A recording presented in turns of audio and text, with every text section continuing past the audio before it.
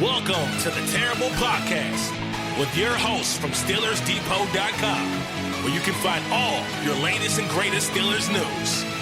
It's Dave Bryan and Alex Kozora, always lit, talking Steelers. And now, here's Dave and Alex.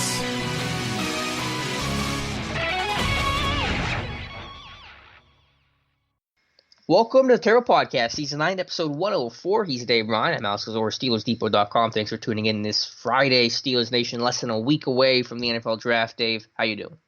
Happy Good Friday, Alex, to you and to our listeners. And yeah, let's see, this time next week we'll have one new Steeler that we're talking about. So I don't know about you, but I sure could use another 2 or 3 weeks of study time and all like that. Of course, 2 more weeks from now, I'd be saying I sure could use another 2 weeks of study time here. But we're starting to try to dot as many I's and cross as many T's as we can at this point.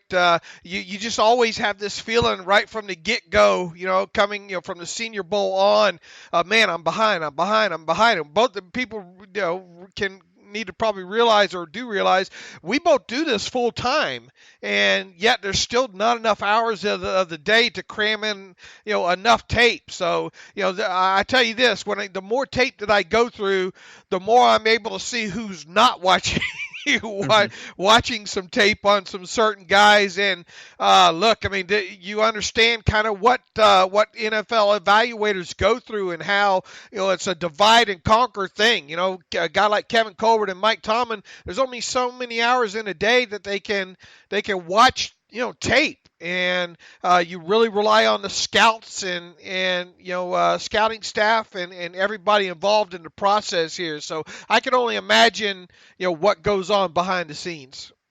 And really, I think by now the board is basically set. I think I read a tweet from Greg Gabriel that said, former GM, that said, basically by this time the scouts get the Easter off and there might be some meetings next week, but by now everything's set. You know who you're taking, based on how the board's going to fall, and now just waiting for draft day and seeing how things unfold. But yeah, I wish we were closer to knowing who the pick at 20 was, because I feel like, maybe we say this every year, but I feel like it's as up in the air as ever. Well, I think, I feel good about at least thinking that I have it narrowed down to about 5 guys. But, then you look back to last year and, right. Terrell Edmonds came out of nowhere, and you go back Artie Burns, and before that, we'll get in a little bit talking in this episode about Gil Brandt's Hot 150 that maybe I get way too excited about it, but I've studied Gil Brandt's the top 100 of his top 150 every year for a number of years now, and I tell you, that old man still has it. When you look at his ability to pick the top 100 players in each draft. So we'll go over kind of the results or what he has in his top 150 and specifically maybe his top 100 and try to decipher any outliers that maybe we're ignoring, and we'll go over a few other nooks and crannies as far as prospects go as well. While the draft is still, I think, completely unpredictable, one thing that we do know and can talk about in certain terms is his 2019 Pittsburgh Steelers schedule. The schedule was obviously released this past week, and I'm sure you guys know the list by now, but just to kind of start with the headline here, with Week 1, appropriately so, the Steelers will open the season at Foxborough on, Sunday Night Football against the New England Patriots September 8th. So going back up to New England, just as they did back in, 2015, and lost that game. Yeah, absolutely. What is it? There's something magical about attaching dates and times to opponents that you've already known, and I understand a lot of listeners, go to games and a lot of people live out of town and making travel plans and all like that. And I don't know what it is that all of a sudden makes it, I understand why it's part of the process to try to get into the wins and losses, predictions and all like that. And, but I mean, we still got a long football short season to go. Training camp injuries obviously play a big part in the off season here, but we'll start rolling through it here and opening up at New England on the road against the defending Super Bowl champions. Probably not a big surprise, being as how the the NFL went the way of the Green Bay Chicago game to celebrate the 100th season of the NFL to officially kick off this season. So, once that was announced several weeks ago, I guess, for that matter, it became a little probably easier to predict maybe a Patriots versus, I don't know, the Chiefs, or a Patriots versus the do the Patriots play the Chiefs this year? I think they do, right? I couldn't tell you, but it would make sense if they did. Let me see. No, they actually don't. No, that's surprising. No, they do. They're scheduled in week 14 for that. So I think when you look from a ratings bonanza thing going way back to kind of trying to predict who New England would open against, once it became evident that it was going to be the Bears and the Packers there, you weren't going to leave the defending Super Bowl champs in the dark there. So it was probably easy to pinpoint it down to either the Steelers or the Chiefs there. And of course it is the Steelers. Now, I don't know about you. Now, there's no great time to play the Patriots in Foxborough, obviously. They've never beaten Brady in 5 times in Foxborough, with one of those games being a playoff game.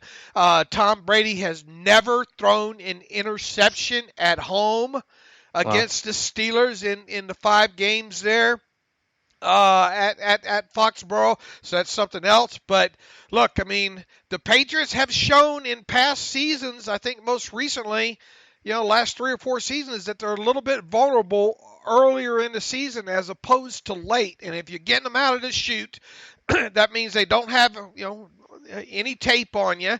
They obviously, at least we don't expect them to have Rob Gronkowski, who retired this offseason. I guess stranger things have happened when it comes to that. But, you're talking about a Gronkless Patriots team. You're talking about a Patriots team that lost. If you look at the players they've lost in free agency this year, they've lost quite a few of them there. And this is a Patriots team that seems to forever be in the search for a wide receiver.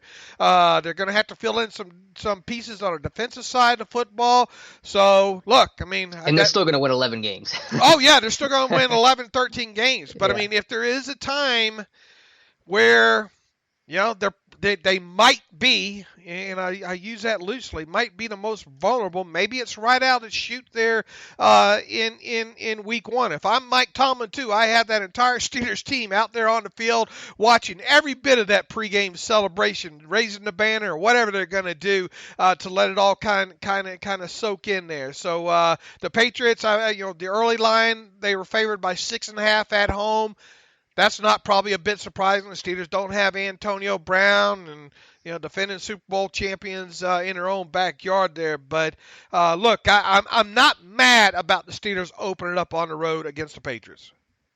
I'm not mad at it either. It doesn't really matter to me. I think you were more hyped about the schedule release than I am. Typically for me, it's just kind of a ho-hum, okay, cool kind of deal. But, yeah, just annoying to see the banner stuff. They had to go through that before the last time you were up there. So just not my favorite thing. And while, yes, the Patriots, this may be the best time to play them, it's still not a good time to play them, and I'm probably going to end up picking New England in that game anyway. I don't know how you look at, or how much you think being the underdogs and nobody gives us a chance kind of mentality some of these players might have. But, boy, no Antonio Brown and, no Le'Veon Bell and everything that's going to go along with that, at least from here until training camp starts.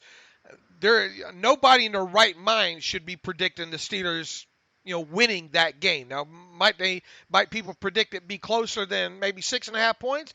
Possibly, but make no mistake about it. By the time this game kicks off September 8th, Sunday night, the Steelers are going to be considered huge underdogs in this game, I think.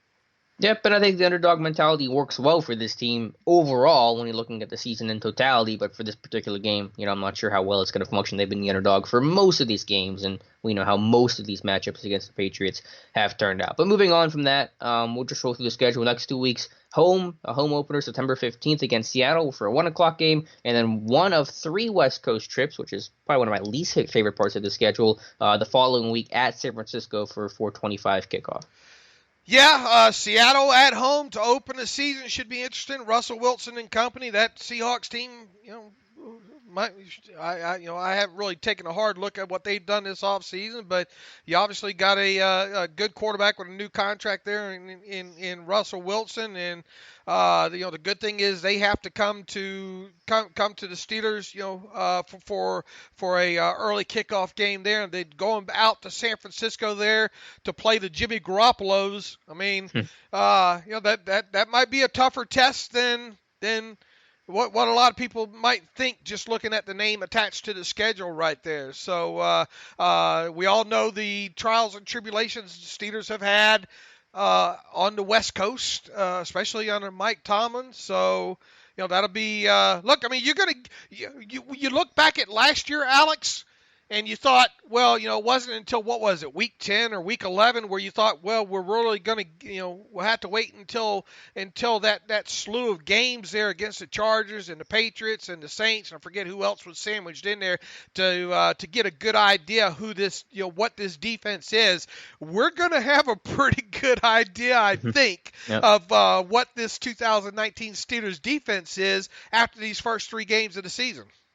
Yeah, you have some different flavors. You have the Patriots with their ability to win multiple ways. You have Seattle that's going to go real strong quarterback play, a lot of play action, a lot of quarterback design stuff with Russell Wilson. And San Francisco that's going to probably give you a really run-heavy approach at things, where they have Jerick McKinnon, who they lost all last year to a torn ACL, Matt Breida, who played well, and they signed Tevin Coleman, so they really have a 3-headed monster at running back. And then, of course, Garoppolo, hopefully, assuming he's healthy for this one and then back, which he should be. So, yeah, you'll get a lot of different flavors and some talented offenses.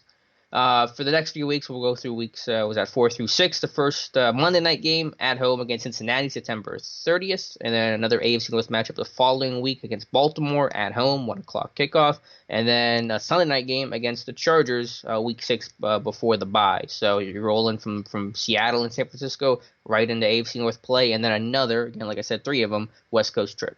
Well, like I said, you get a good test in the first 3 games, at least from a defensive standpoint there. You get the extra day of preparation coming back off the road from the 49ers to prepare for the home first divisional game against the Bengals. So I think that's a tiny positive there. Obviously, you lose in playing a Monday night game, you lose a day of preparation the next week against the Ravens, but at least that game is also at home. And I don't know what you think about the other teams in the AFC North right now, but damn it, if you can't beat the Bengals right now under a new head coach, and really a team lacking identity, I think at this stage on both sides of the football, you're probably not deserving overall. And then you get a Ravens team, another team that, you look at defensive side of football, all that they've lost this year. Now, I know they have signed, some younger defensive pieces, but this is, to me, at least on paper, I don't expect this Ravens defense to be as good as the Ravens defense we saw last year, at least not this early in the season. You obviously have a very unproven quarterback in Lamar Jackson with the Ravens. You don't have to worry about Joe Flacco riding in on his white horse to maybe bail him out in that game. And then, hey, who the Ravens have at wide receiver? Are they going to try to run Jackson and Mark Ingram and whoever else in that backfield, 45 times in that game? It's a possibility, but as I stand here right now, and of course as I sit here right now, this far out. I would expect the Steelers to be favored in both those games at home against the Bengals and Ravens. Obviously, going on the road against a Chargers team with Phillip Rivers will be another good early, first half of the season test for the Steelers. Yeah, and to play at the Chargers with their small stadium, what's their soccer field hold 30,000, something like that. And boy, you got to know that Steeler fans will be clamoring to get into West Coast. Steeler fans will be clamoring to get in there. That might have somewhat of a home game crowd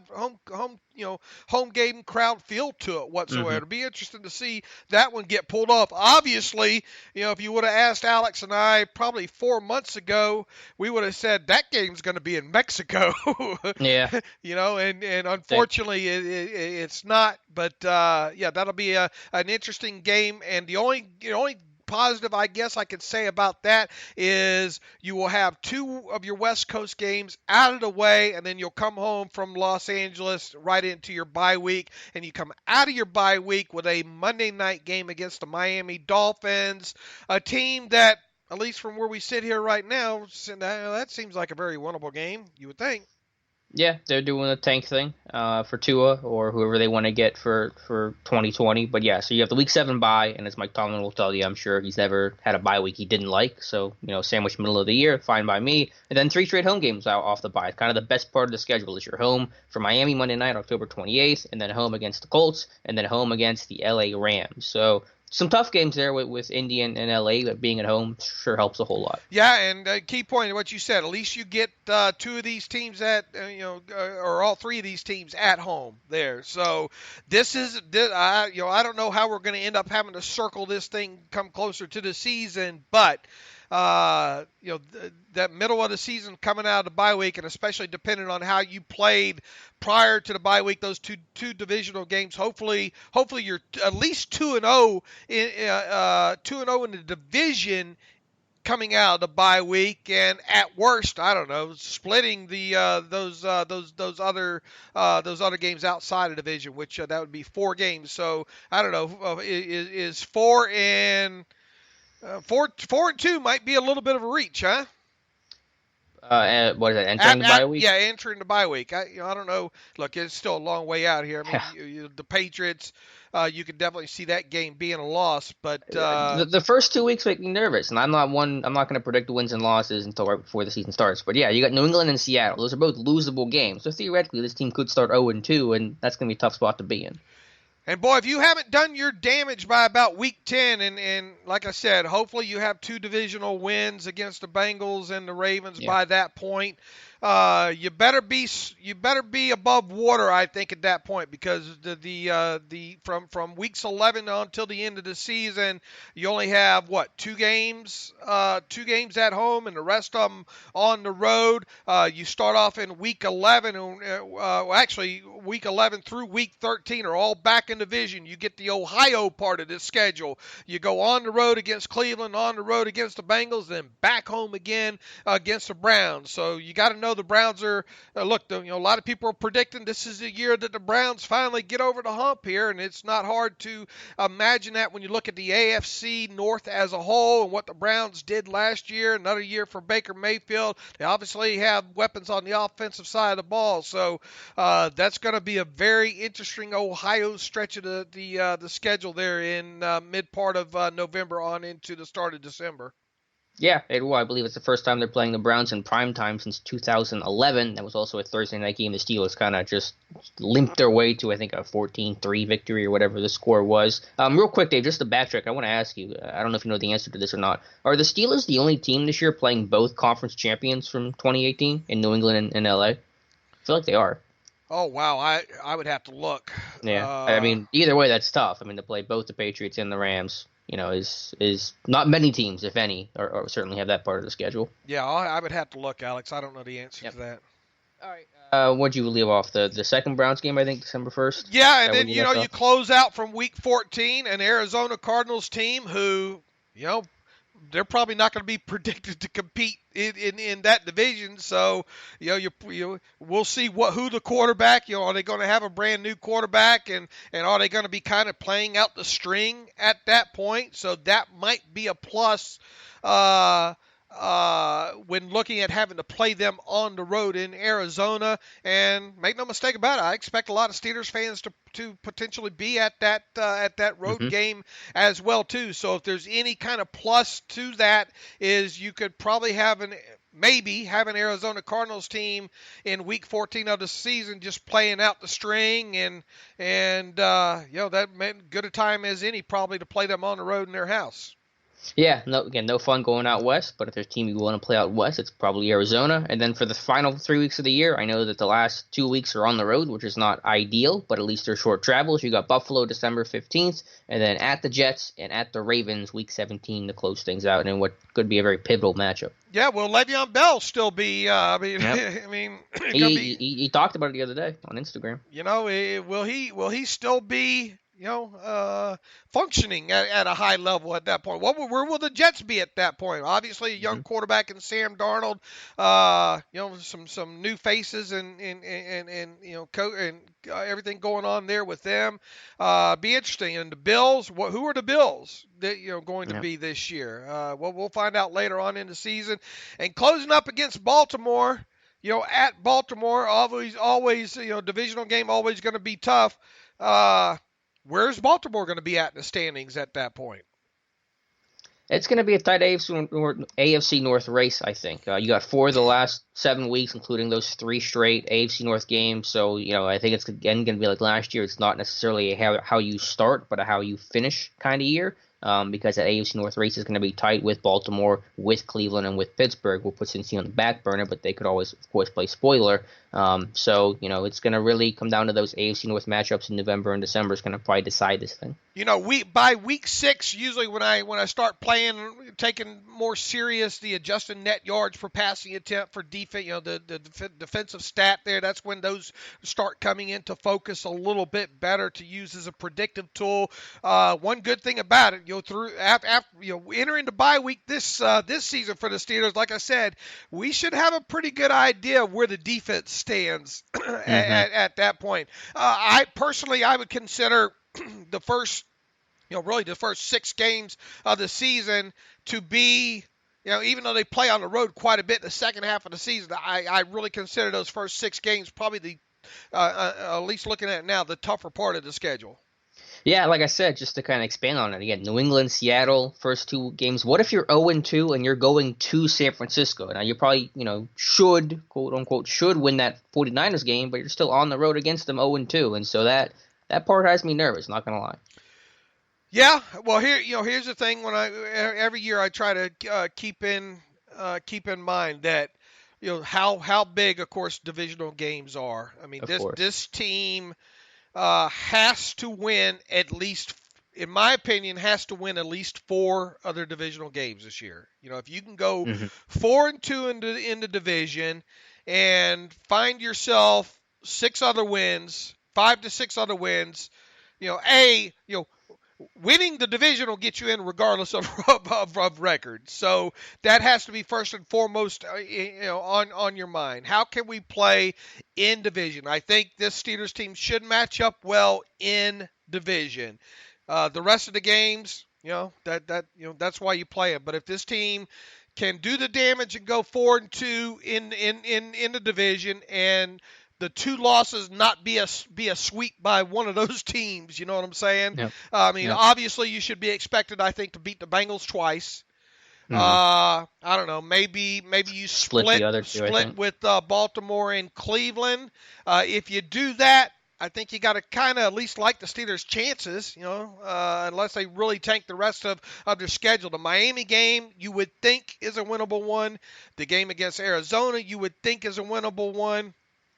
Buffalo, you should think is a winnable one. The Jets, you would think, I'm saying this now, we're going to talk about it. Dave said that was a winnable game. Well, there's 4 games right there, so I think I got you. If you go 4-2 in the division, you win those other at least winnable games, you're at 8 wins. Can you steal one of those West Coast games? Can you beat Indianapolis at home? You gotta, if you can get to 10, if the Steelers can get to 10, I think they're in.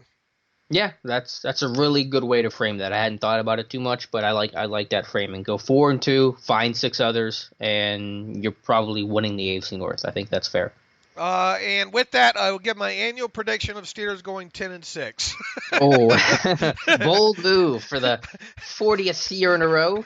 Steelers will finish 10-6. People say, Dave, because if we don't give a prediction, they're going to say, why didn't you give a prediction? So, well, I'm not giving a prediction. Well, every time, long-time listeners of this podcast know I go 10-6 every year at this time of year. Now, since Cynthia Freeland from NFL Network, who I think does amazing job with analytics and all like that. I don't know if you saw that little video piece that they did, right after the schedule was released. According to analytics and win probabilities and all like that, they have the Steelers win total at 7 games this year. If the Steelers only win 7 games, look out. Yeah, they're moving the team to Albuquerque. Isn't that what you want Right, to say? Move it to Albuquerque. Sell the team, move it to Albuquerque. Yeah. Now that was analytics based. Is that how they did the Yeah, schedule? win prob. I don't know. I didn't. I Mm-hmm. mean, it's all this stuff. It's all fluff. But yeah, I mean, it's based on her models and all like that. She has the Steelers at 7 wins. I think she has the Patriots at. I think she said 11. I don't remember specifically though, but I know she had the Steelers at 7 wins early. Well, that's why they play the games. Dave, just to wrap up the schedule, what do you think is the most difficult part of the schedule? Either big picture, something small, the most difficult aspect of this whole thing? Yes.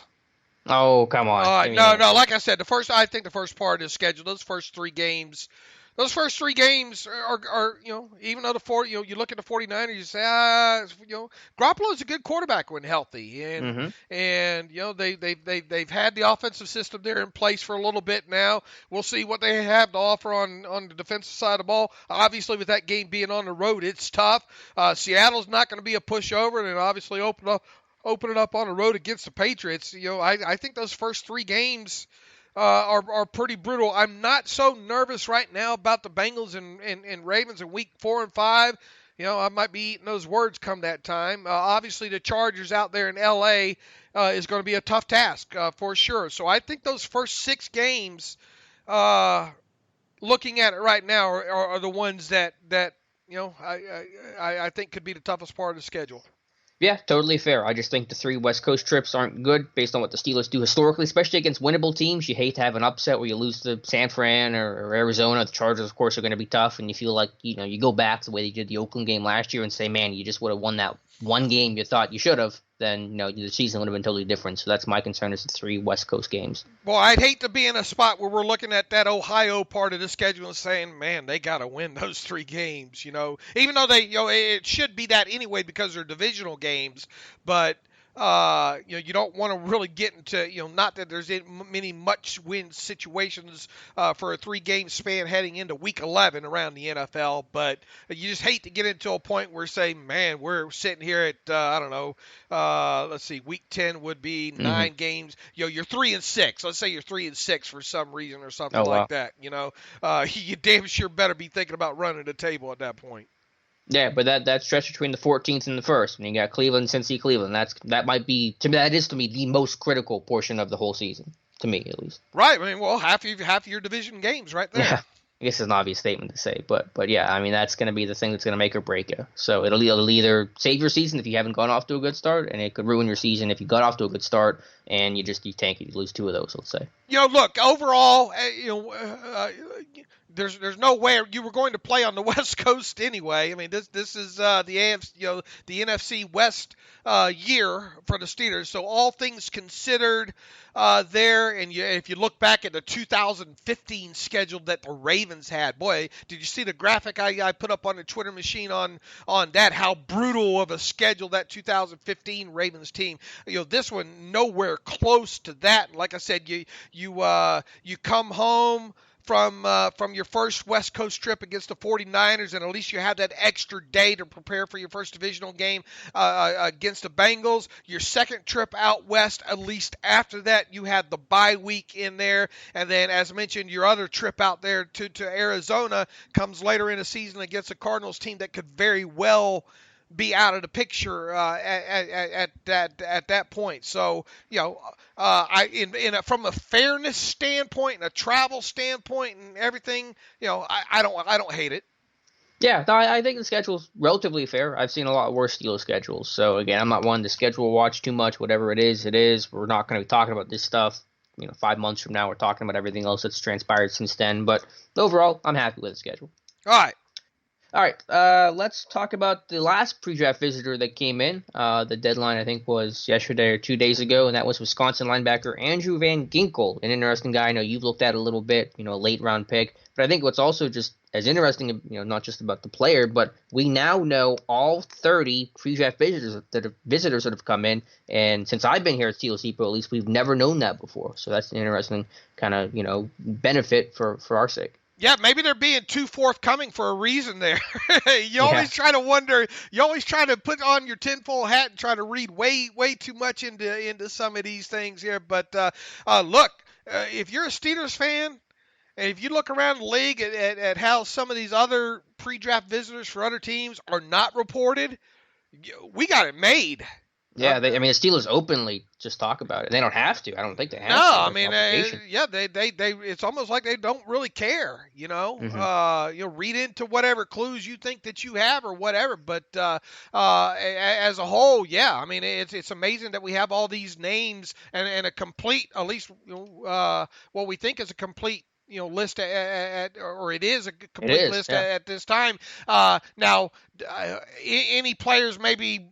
Did they go privately work out or anything like that?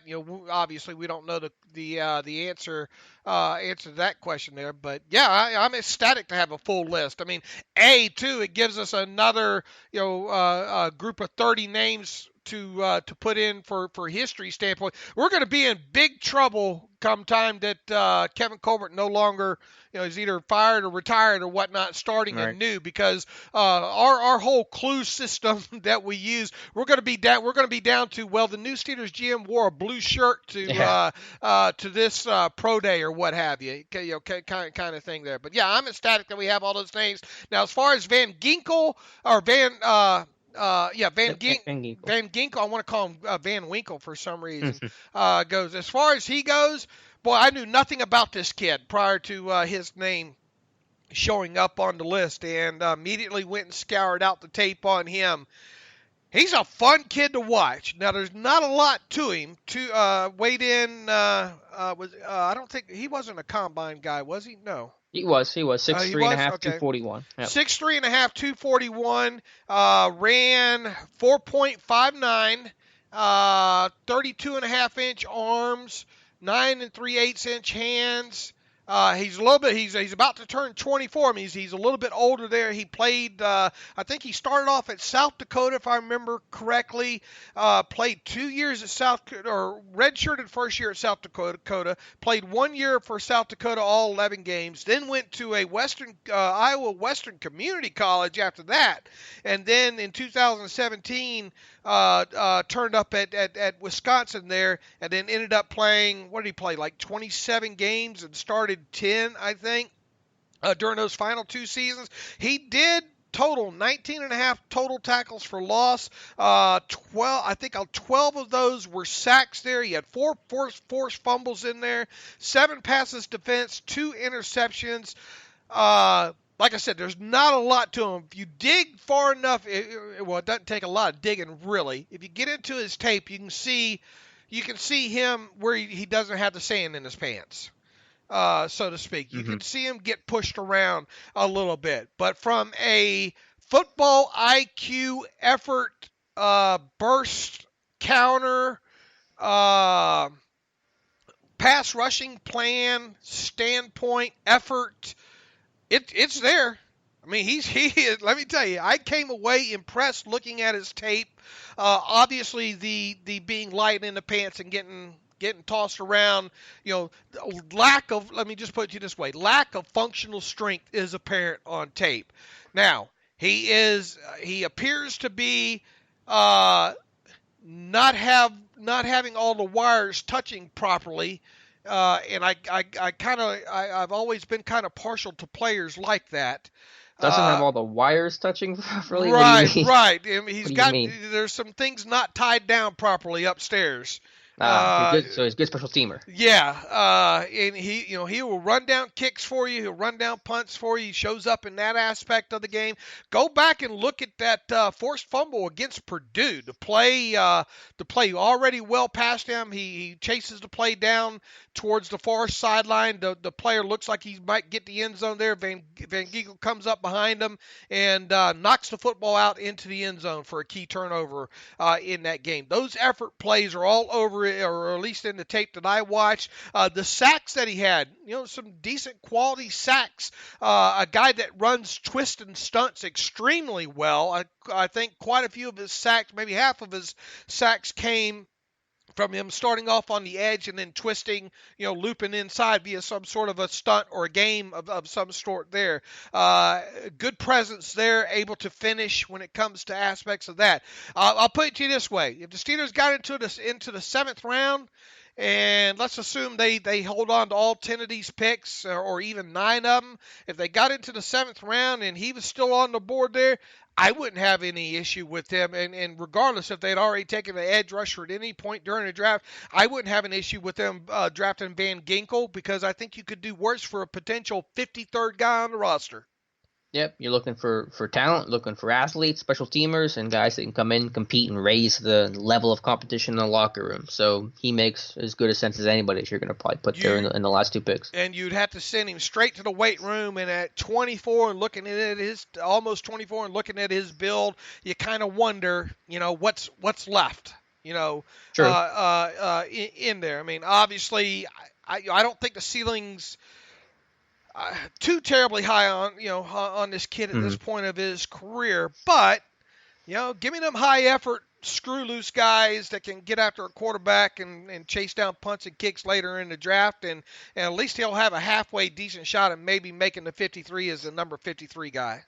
And for special teamers, I love pass rushers. I love that background. I think it's so critical for being able to run down kicks and punts. I think guys that are able to disengage from blocks, work off blocks, and do that quickly in space. That's what a pass rusher is paid to do. That's the background with the hand use, and that's what I think makes successful cover guys. You look at someone like, Vince Williams. Why was he so successful? Because he can rush the passer. He's a guy that, is able to do that. Roosevelt Nix, former defensive lineman, he can disengage from blocks and work off blocks, and that's what makes him so successful. He has the nuance of his hand use. So I think those are really valuable guys to have to be, your potential core special teamers. And he's sparky. I mean, you look at that vertical jump, 38, broad jump, 10 foot 3 inches, 4.14 short shuttle, and a 6.89 3-cone.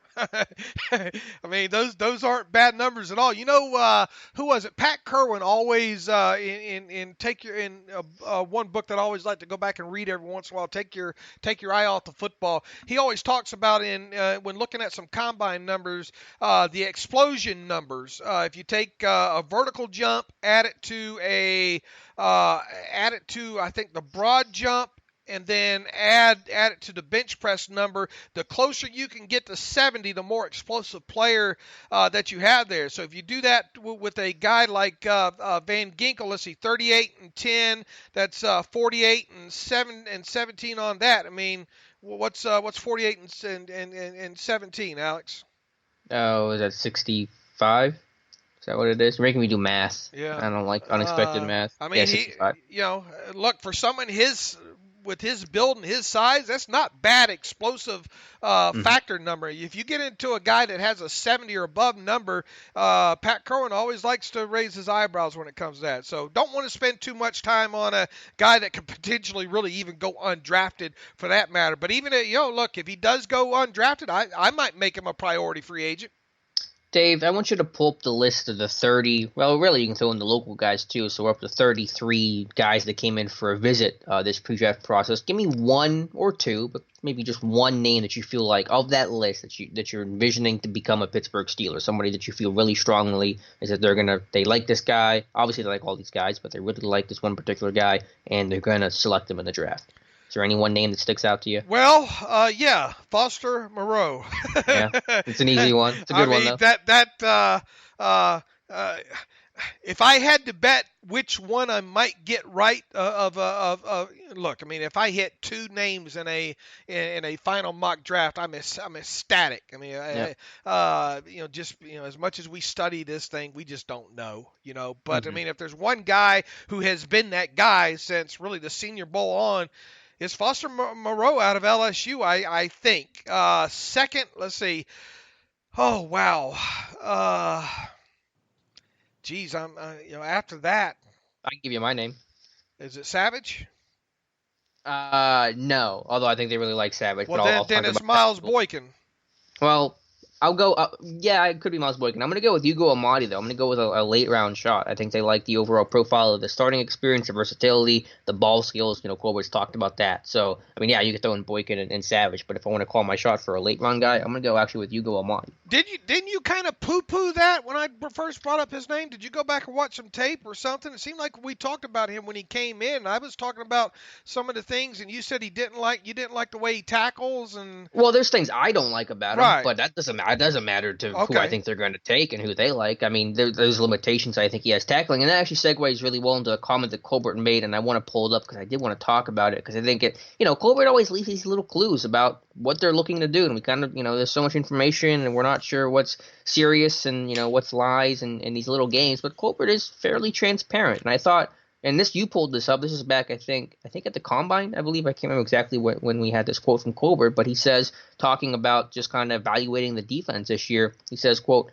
"Our game has always been about getting physical players who can come off the edge and close off the edge and make a tackle. But are they doing that at the expense of not making plays on the football? We have to maybe try to find that balance and maybe be more open to the concept that the game is constantly changing, and if you want playmakers on the back end, then find someone who has done it." That tells me that, the classic Steelers DB is hard-nosed, physical, tough, reliable tackler. But when Colbert makes those comments, he's saying, listen, we've had good tacklers, and that's great and all, but we're not picking off passes. We're not creating splash plays. So we may have to sacrifice that ideal of the great tacklers to find guys that can make plays on the football. And when you talk about someone like Ugo Amadi, that's him. Not maybe the best tackler, willing, but size and strength limitations, but someone that does, his best trait is when the ball's in the air. And I think that really meshes well with what Colbert's saying here. I think I did a contextualization on him, and I was fairly impressed with that. I think somewhere in my Twitter feed too, I have a tweet that says Steeler fans are going to be mad when they see what is he, 9. 5'9", whatever his weight is. I said Steeler fans, I forget how I put that tweet, but Steeler fans are going to be mad when they draft Ugo in the later rounds there. Look, I get it. I see it. And it matches up with the quote that you just said there. This is I hate to use the cliche football player, but I mean, he is a high effort guy. He's a guy that can give you something on special teams as well too. You know what? Oh, I know what's coming to mind with him. The one play that, and I think I put this on the Twitter machine as well too. He had the infamous tackle for loss, forced fumble return for a touchdown on a screen pass to the left side in one of those games. I saw that, yeah. That really raised my eyes right there with him. And yeah, he did have I forget what his total number of interceptions were. 9. There. 9. Yeah, look, I mean, you want a stat sheet? You want a stat sheet scout? Yep. That's the guy there. So yeah, I can see where you're coming from there, and kind of on the same note. Man, what an exciting time of year this is, isn't it, Alex? Mm-hmm. Amen. Are we blessed or what? I mean, yes, sir. You start going through these names again. You start thinking, man, I remember watching the tape on this guy. It's all coming back to me now. And we're sitting here. I mean, I'm in hog heaven right now doing this. Shaun Bunting, is another guy that just takes the football away, right? Mm-hmm. Yeah, big press corner. They like Mac guys. They surprised with the core 4 in the past. Yeah, I could see that at 83. Stephen Denmark, obviously not a lot of Valdosta State tape rolling around, but converted wide receiver, I think 1 year experience there in that defense. I don't know, poor man's Rock Ya-Sin. I mean, he's obviously bigger than Rock Ya-Sin, a lot more physical than that. But if you're going to talk about guys limited, kind of limited experience, if you will. Obviously, Rock Ya-Sin's not limited overall experience, but at as far as major school goes, he went from Presbyterian to Temple and things like that. But I mean, if you want to talk about a guy, maybe you can get in the 7th round. Once again, that's going to probably be a high-effort player, a guy that probably give you something on special teams, and you put into the blender and see what comes out the other side there as far as progress goes. Maybe Stephen Denmark can be a guy like that. And I know we talked about him when he came in for a visit, but I did my scouting report and dove into the tape on Maryland running back Ty Johnson. And this is an impressive guy. I mean, he is a one-note home run hitter, but this guy's got serious speed and the size they look for at the position with high productivity, good character. There were some injury concerns with him, and I think he's got maybe a limited ceiling because I think he's just a home run, speed, downhill kind of guy, but I think he fits the scheme well, and he's got return value. So I look at Ty Johnson in the late rounds as a potential guy, and also as a possible UDFA as well. Right. So, I mean, when you look overall, when you go back over this list, look, we were surprised the amount of running backs that are brought in this year. Obviously not surprised that not only really one offensive lineman was brought in. Quite a few cornerbacks brought in. Inside linebackers, obvious. I look at those inside linebackers and I look at those corners and I think, okay, these. Well, obviously, with Murphy and Baker being first-round guys, those aren't if we miss out type of guys. Those are guys that, well, we're either going to take them in the first round or sayonara type things. But it kind of matches up positionally of what you would maybe think outside of maybe the running back position there. Yeah, the running back was the kind of screwy one, and I still debate where to put a running back in my mock draft. I've got no idea. All right, well, I'm glad I'm not alone. I've had it third round, and I've had it, towards the end of the draft, and it's hard to gauge. It feels like it should be towards the end of the draft. That's conventional wisdom, but the history says that they bring in as many running backs as they did any other position, and that's going to be a position that they take early. So it's something I'm still wrestling with. But I want to go back to 20 here. I just want to throw 3 names at you. I want to take your temperature on these 3 names. We talked about last time about Byron Murphy, had a good discussion there. Talked about DeAndre Baker a little bit as well. But 3 new names I want to throw at you. Greedy Williams from LSU, and that's not a new name, but that's a name that, again, go back to that Colbert quote about let's sacrifice some tackling and physicality to guys that can make plays on the football. He's basically describing Greedy Williams there. I want to throw out a sleeper, and he's not a favorite of mine. I know you like him more than I do, but Justin Layne, we need to talk about Justin Layne more at 20, and Darnell Savage, who is sounding like going to be a top 40, maybe lock, and that could push him as a surprise first-round pick, I think Daniel Jeremiah said. So Greedy, Layne, and Savage. What are your thoughts there on pick 20? Of all the early of the top kind of 3 corners, why not gamble a little bit more with a guy like Greedy? Would be my thought on it. Now, DeAndre Baker's got some good tape. Here's the thing that we don't know when it comes to with all these guys, and especially with cornerbacks, is what makes them kind of tick. Character thing. You'll read a few things out there about DeAndre Baker.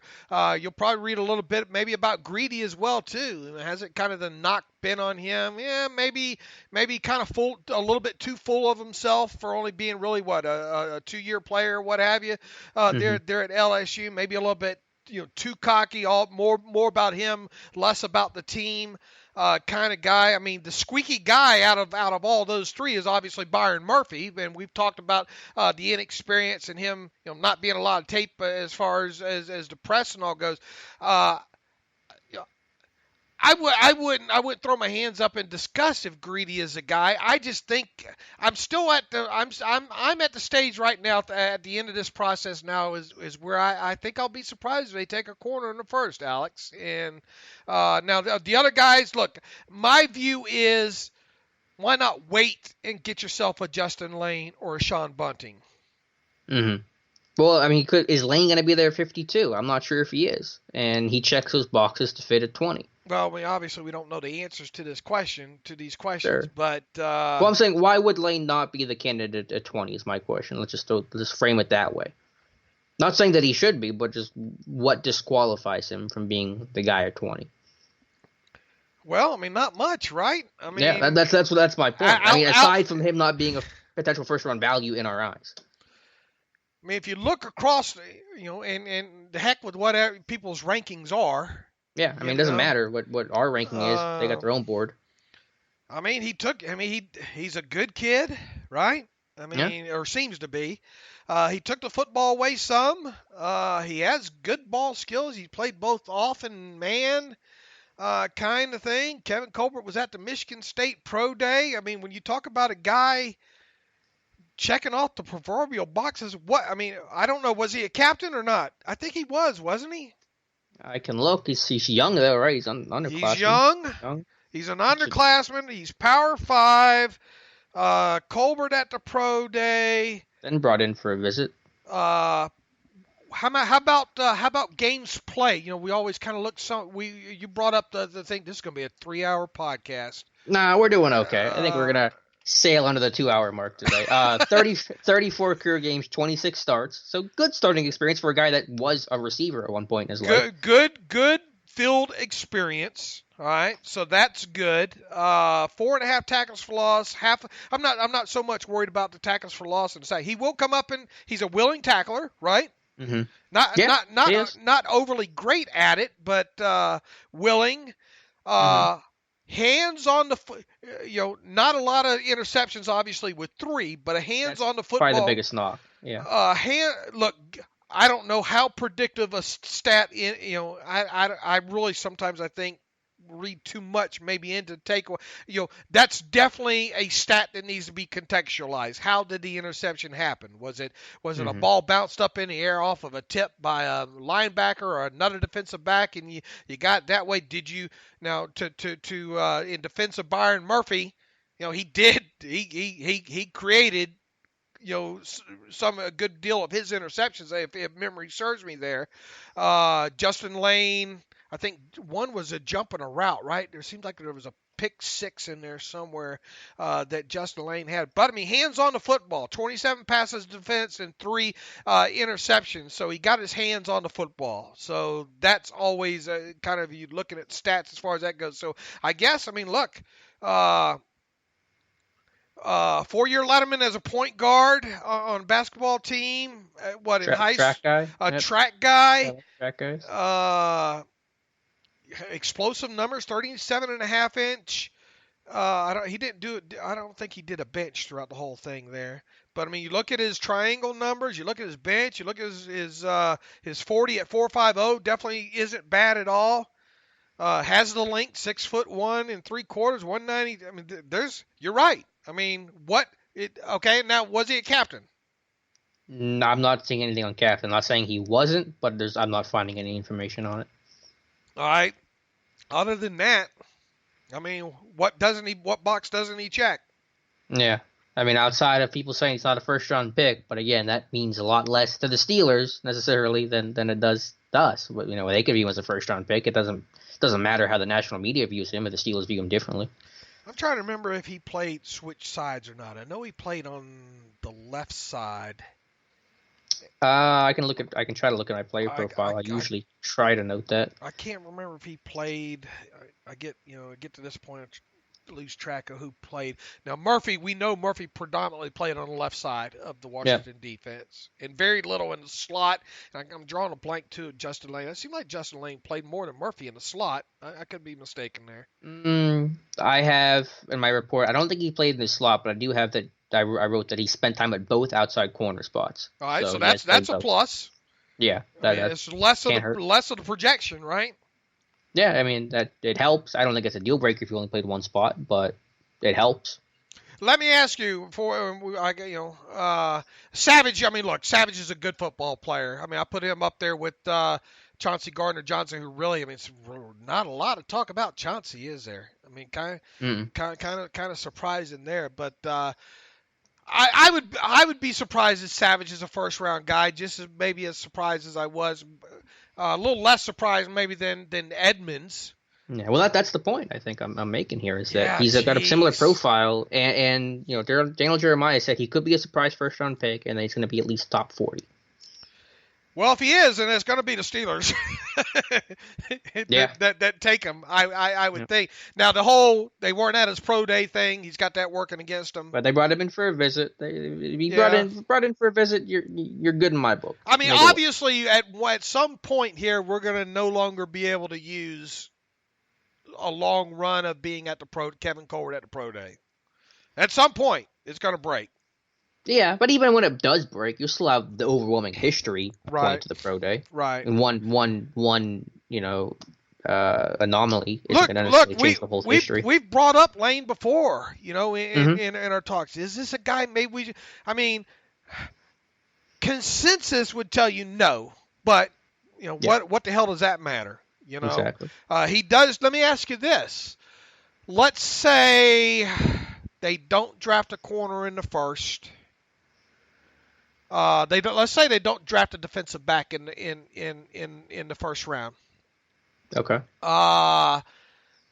In the second, would you trade one of your thirds to go up and get either Layne or Savage, assuming those kind of guys are right there in that middle of the second, or top maybe the middle of the second round there? Are those two guys that maybe will they like him enough maybe to move up to get one of those two guys? Or look, another guy that checks, another guy we're not talking about, Love.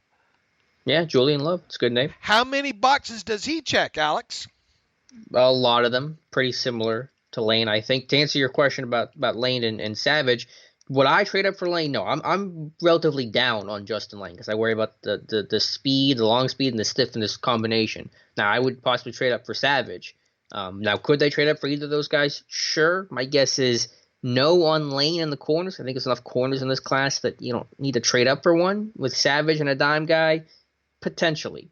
But Love is a good name as well. I'm trying to pull up some stuff with Love here real quick. Obviously, Steelers at that pro day. Yep. What else do we have on him? What's his age? Do you have him there? Well, he's a junior, so he should be relatively young. I'm having problems pulling him up there. A good starting experience. Basically a 3-year starter.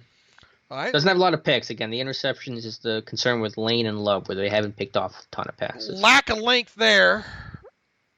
5'10" and 3/4, 195, 4.49 40.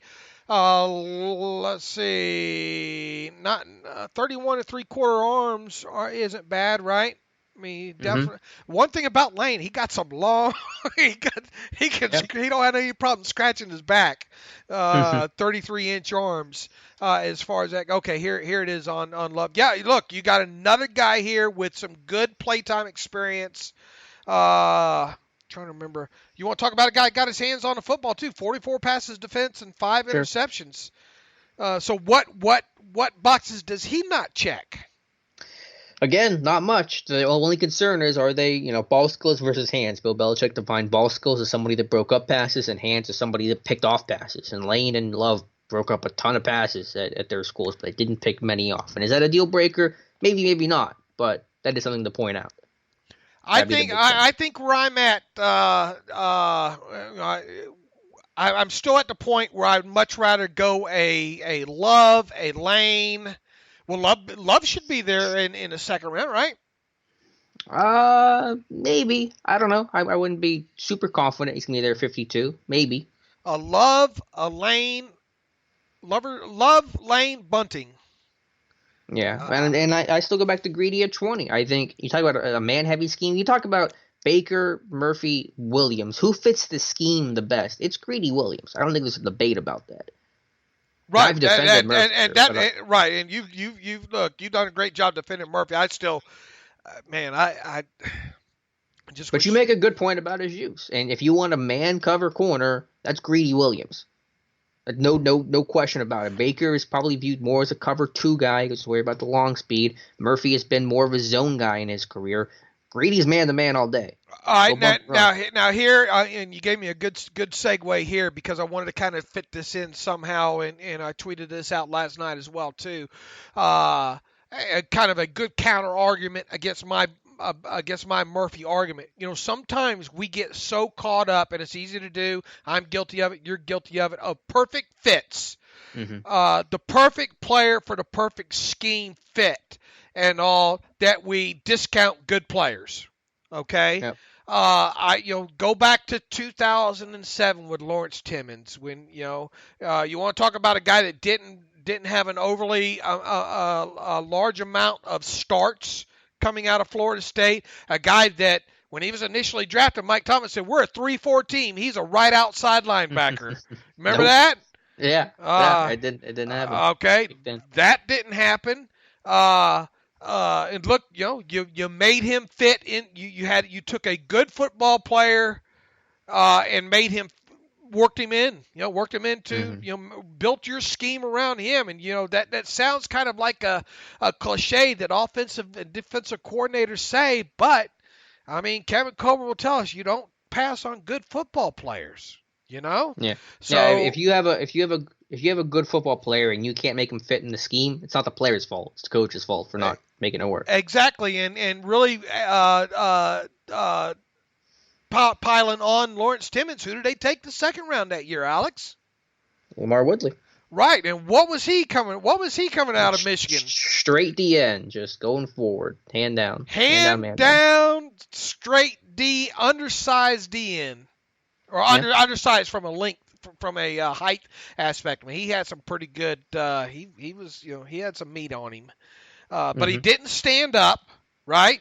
I can kind of remember back thinking, man, how are they going to get this guy to play on his feet, But I mean, they did it, right? I mean, your first two picks, Mike Tomlin's first draft, you're thinking they got an outside linebacker that's not an outside linebacker, and they got a defensive end they're going to turn into an outside linebacker and get him to play on his feet. So,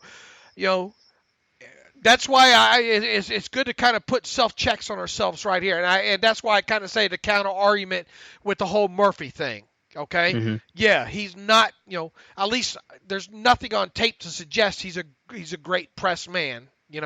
He's a bail off corner, but can you make that work in yours? I mean, he is a great off corner, a great zone corner. Can you somehow work that in, I mean, to a lesser extent, remember Anthony Chicklow. What was Anthony Chicklow coming out? He was a 3'4" defensive end at 280 pounds, and he dropped a ton of weight, and he played stand-up linebackers. So you got to find good players. And now you can just show counter arguments to that too. Ziggy Hood, the scheme fit mattered. Part of the reason why he didn't work in Pittsburgh was he wasn't a good scheme fit. So you got to find that talent. But again, to go back to Greedy, if you want that man corner with productivity at top level competition, 8 interceptions, 2 years, 6 his freshman year, this is your dude.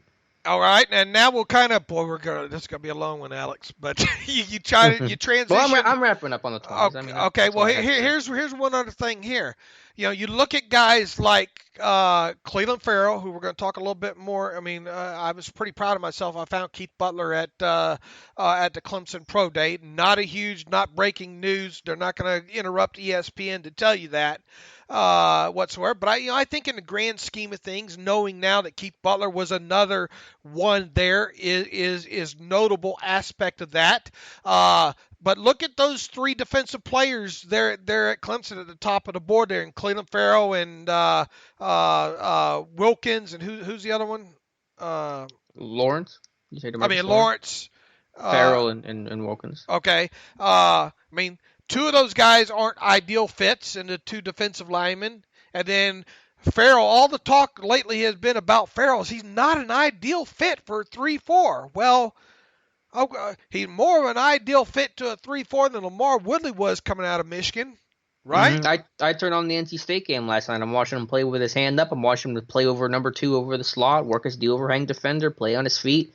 The dude's done it, and he's not maybe the most graceful linebacker, but with the way the scheme's evolved, that doesn't matter as much. It's not as important, and he can do it. He can do it, yeah. And, I mean, you want to talk about another guy. Boy, the last week, and I've already talked about Ferrell quite a bit on this podcast. I know you wrote about him 3-4 weeks like a month ago, yeah. Weeks ago as well, too. I mean, he's always been a guy, I think both of us, and we've said it on the podcast, we've had circled there. If there is, show me one guy that the boxes are checked more on than Ferrell at this point. The only guy that there is Devin Bush. And we know that he's going to be the guy if they can get him. You would think. But there's not a box that Ferrell doesn't check. No, I don't know if you went back and watched that combine interview of his. I did, yeah, it was really good. He didn't test some things because of, I think, turf toe this offseason. But, I mean, it's on tape. 44 games played, 44 games started. And he's young. He's underclassman. He's a permanent captain last year. Was the what's the award? The Ted Hendricks Award. Ted Hendricks Award was finalist for the Benerick or whatever award that was there.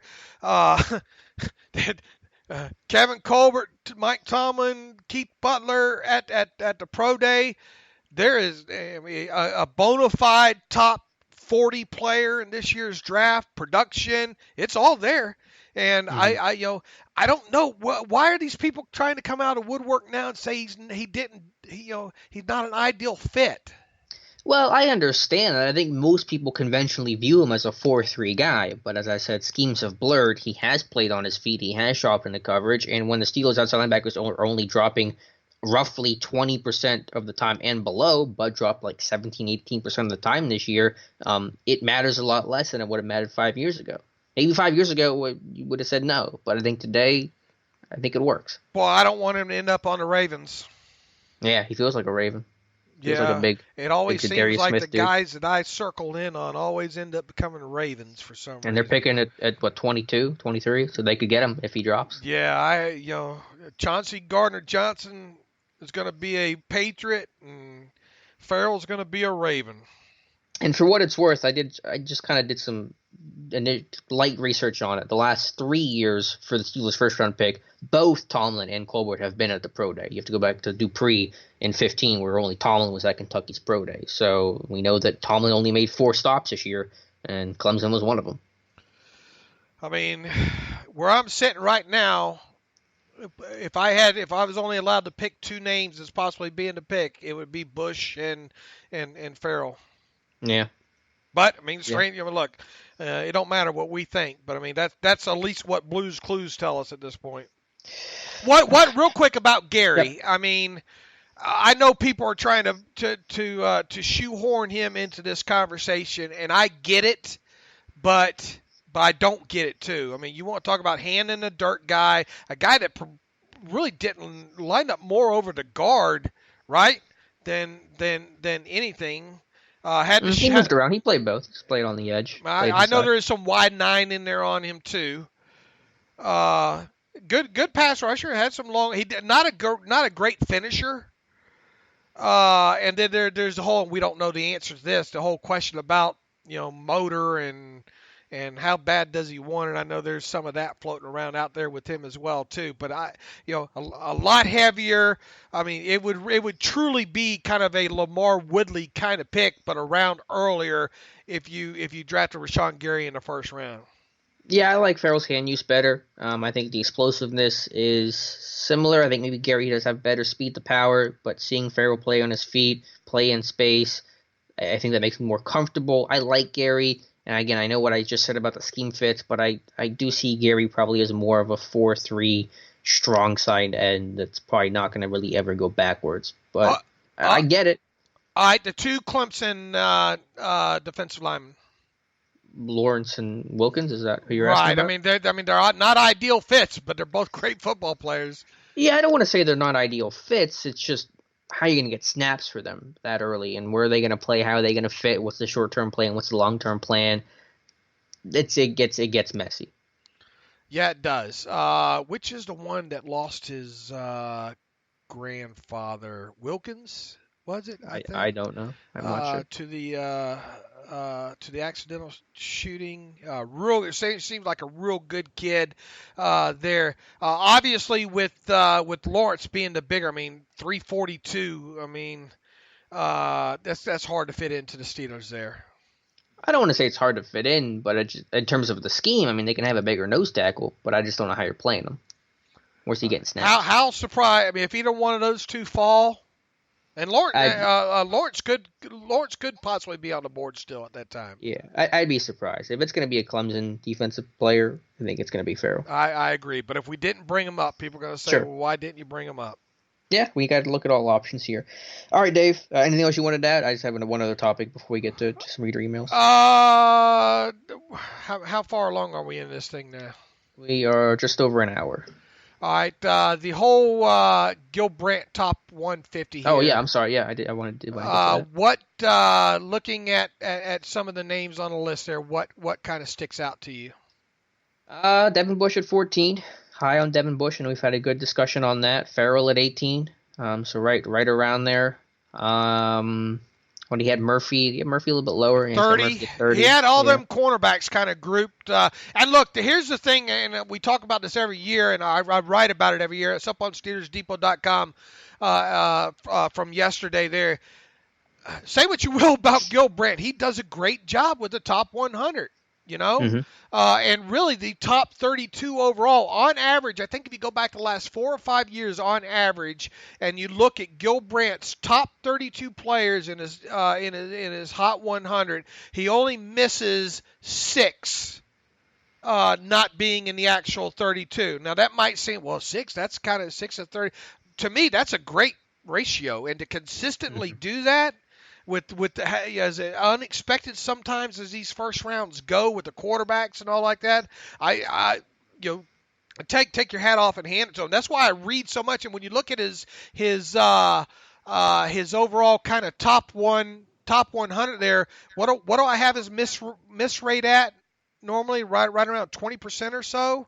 Mm-hmm. So he doesn't miss. He does a great job, I think, in identifying every year who potentially are going to be the top 100 players in a draft there. Now, when you look at the off the ball linebackers, I did find that a little bit interesting once you get past White and Bush.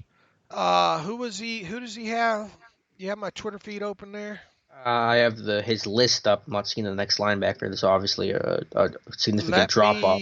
This was a little bit surprising when we got to this aspect of looking positionally. O'Shawn Joseph, I think, at 76. All right, Cody Barton out of Utah at 77. That's a name I had to go scrambling for tape on. Yeah, I don't know much about him. His brother, he's got a brother, Jackson Barton, big guy at 6'7". They were both at the combine together, but I don't know much about Cody's tape. Cody Barton, believe it or not, you go back and look at his triangle numbers from the combine. He had like the third best 20-yard shuttle time at the combine, third or fourth best, and that's position wide.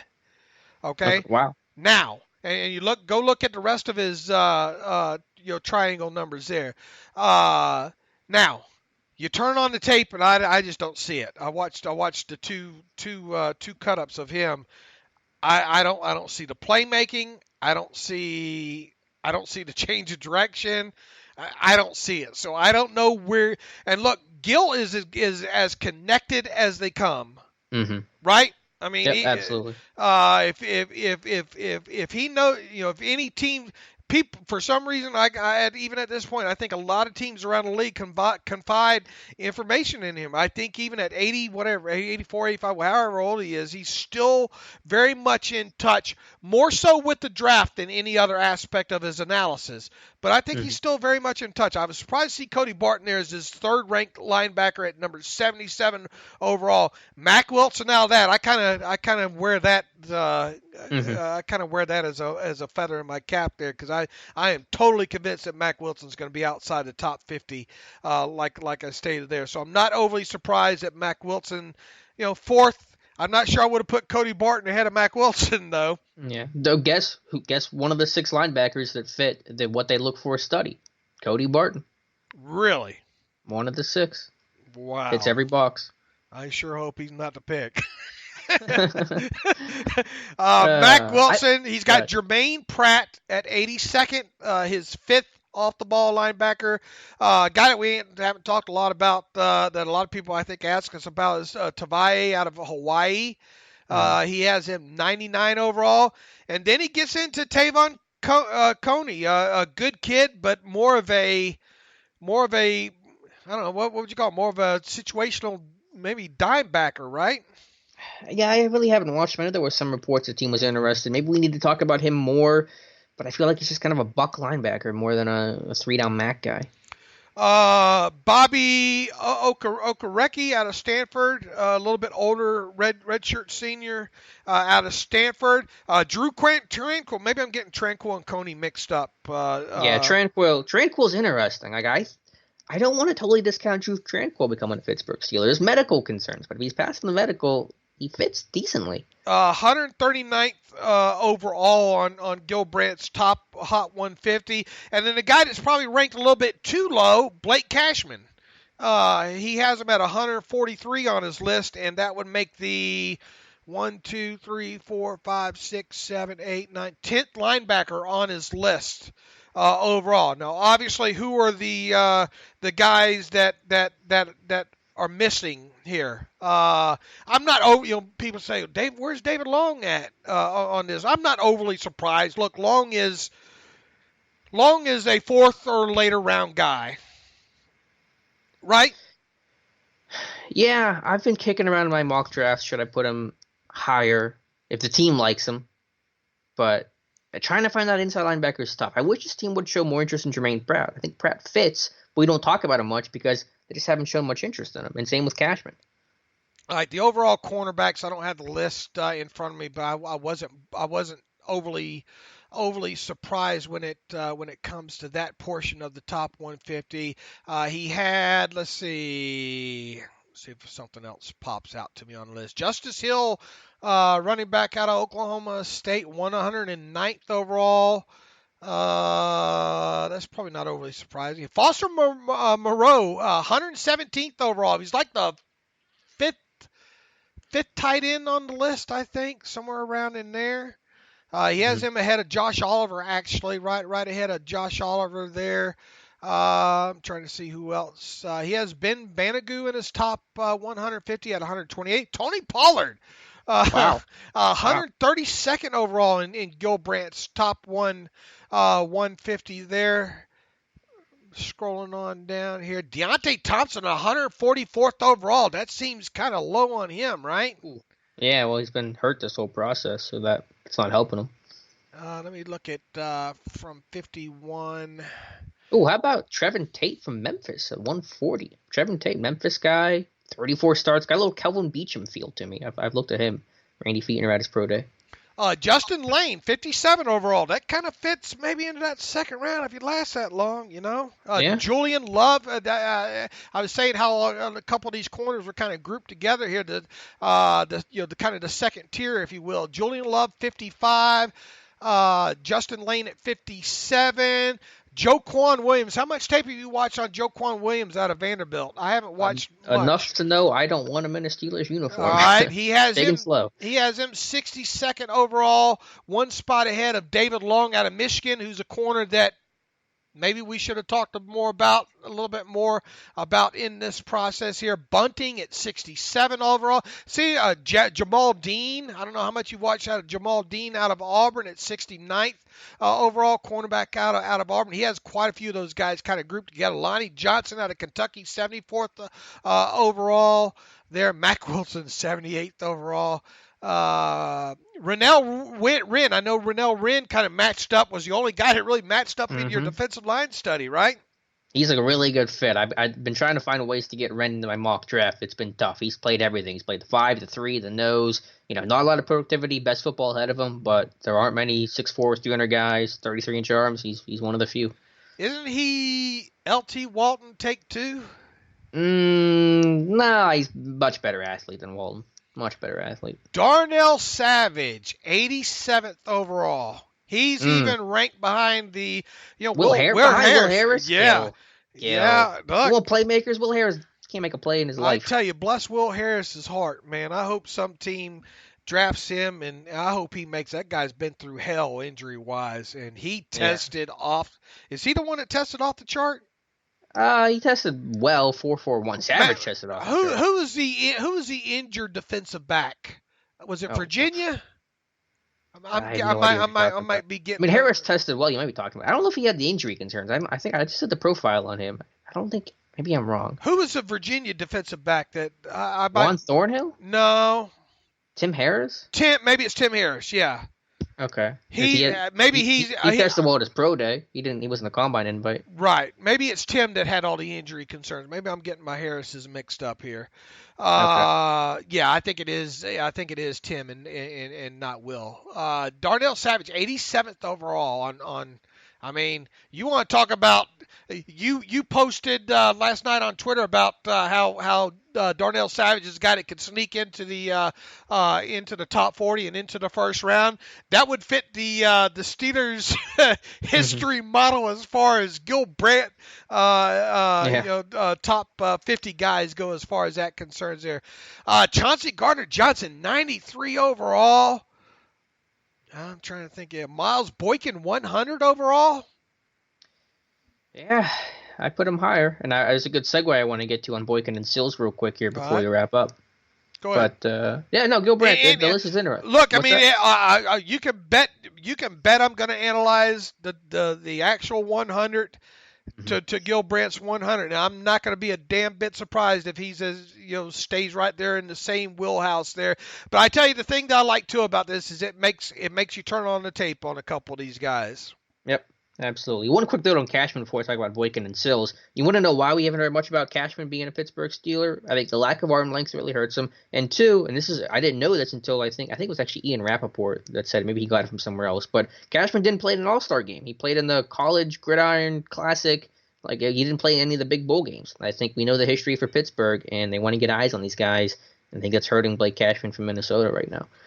Boykin and Sills. We've had a lot of good discussions on Miles Boykin and David Sills, and I found a transcript to Daniel Jeremiah's of the NFL Network, his pre-draft conference yesterday, and he had some really interesting takes on both guys. So not that they're the sale end all, but he's a pretty clued in kind of guy working for the big NFL Network, and he says Miles Boykin.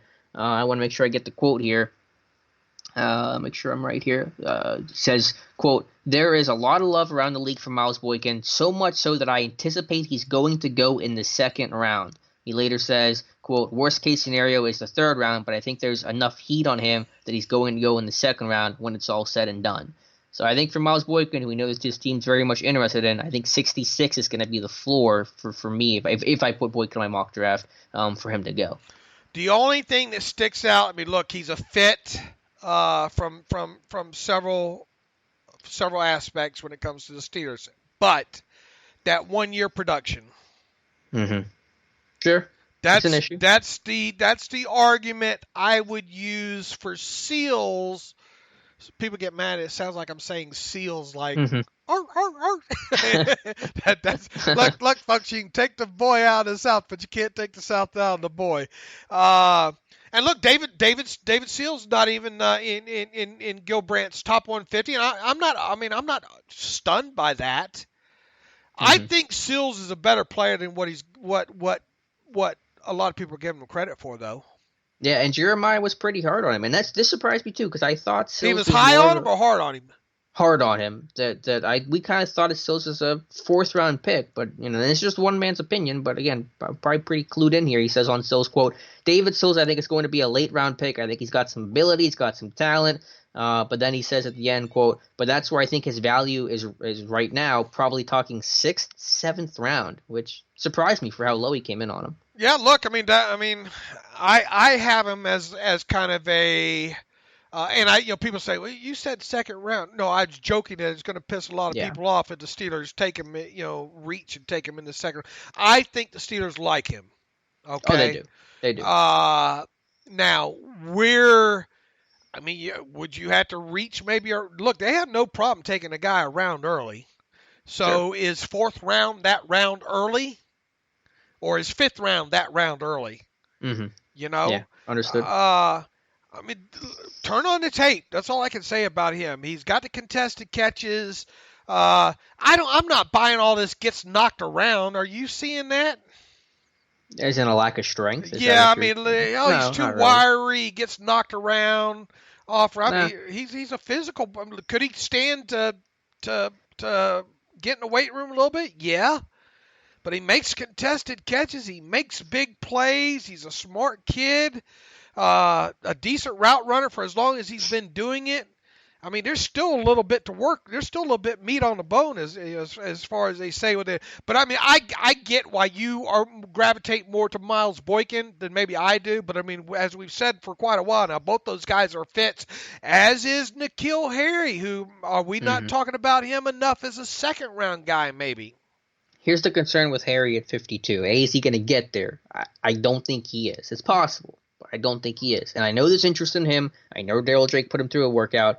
But historically, the 2nd round pick is either has Colbert Tallman at the pro day or comes in for a visit too. And Harry didn't do either of those things. And that's scaring me off. Okay. What about Boykin at 52? I'm thinking hard about Boykin at 52. I wouldn't hate you. I would understand why, but I keep going back to the 1 year production. Yeah, because I want to put Savage there, but I don't think he's going to fall that far. I think he's going to be inside the top 50. Who's rawer, Boykin or Seals? And that's a fair question, all things considered. Yeah, it's interesting because of the background that Sills has. I would say Boykin is more raw than Sills, though. Who has the higher ceiling? Boykin. A Met ceiling. I would agree there. Now, both of them are up there a little bit in age, right? I think Boykin's Boykin's not too old. 22, 22 and a half. What is 22 and a half. I don't know how old Sills is. Sills is about 4 months older. Yeah, 4 months. He's almost 23. All right, not a big difference. But like I said before, it's production versus projection with these guys. Boykin is projection, and Sills has been production. Right. I mean, we can see either one of those guys, and in Kelharry, and I think we would be surprised with wide receiver if they brought in a guy that's predominantly a slot guy. Mm-hmm. Yeah. And Harry's played a lot of slot, but he can play on the outside too. All right, Dave, that's all I had for that. Just wanted to make that interesting note about Boykin and Sills. Anything else you want to get to before we jump to a couple of reader emails? Boy, what seemed like we're missing something. Are we? What's on the list there? Oh, if I could only be my own handwriting, that'd be really helpful right now. I don't think we're missing anything, but we do plan on doing, Tuesday, Thursday, Friday, possibly Saturday show next week. So if we miss anything, we'll get back to it pretty quick. Yeah. Let's see. Let's go straight to the emails now from Bruce Myers. David Alex, I think ultimately how the first round shakes out will determine which way the Steelers go, and I think outside linebacker is a strong candidate for that pick, but do you and Alex think a safety could slip into that conversation? If so, which one? Well, Bruce, I think you heard, Savage. I mean, if it's going to be a guy in the first round, could it be Savage? Yeah, but the safety, that's the name that fits the best. I feel like they're not as high on Taylor Rapp. Thornhill's really interesting, but the interest hasn't been as clear as I need it to be. I do have a sleeper safety in mind. I don't want to reveal it until my mock draft comes out right before the draft. But there is a sleeper safety name that I have a gut feeling about. All right, not for the first round, but a little bit later. All right, Jonathan Mason writes in, Alex and Dave, should we read anything into Greedy Williams not having any pre-draft visits? Also, who are the top 3 players who you think the Steelers will draft at 20, and who has reached you could see them taking at 20? Thanks, Jonathan. Look, Greedy not taking the pre-draft visit plays on into that kind of one of the concerns. Is this diva related? Is this I don't need? I'm only going to hurt myself by talking more to teams. I mean, could that be it?